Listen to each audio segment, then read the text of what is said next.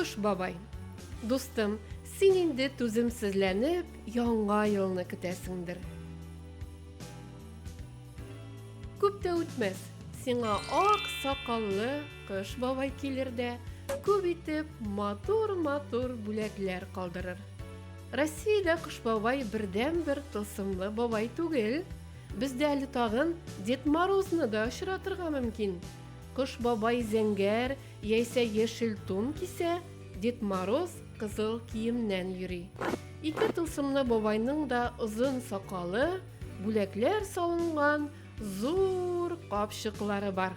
Кош бабайга кар кызы ярдәм итсә, Дед Морозга оныгы Снегурочка булыша.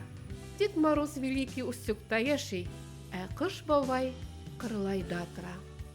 Ә менә Америка Кушма Штатлары, Канада, Бөек Британия һәм Көнбатыш Европада яшәүче малайлар-кызлар янына Санта Клаус килә икән. Ул ак мех белән бизәлгән кызыл куртка һәм кызыл шаровар чалбар кия. Аның башында кызыл калпак. Финляндиядә яшәүче балалар янына Юлу Попки килә. Ул конус формасындагы башлык һәм кызыл кием кия. Аңа гномнар ярдәм итә. Франциядә ике Кош бабай яши. Аларның берсе Пер Ноэл исемле, ул бик әйбәт һәм киң күңелле бабай. Кәрзиненә салып, сабыйларга бик күп бүләк алып килә. Икенчесе Шалан.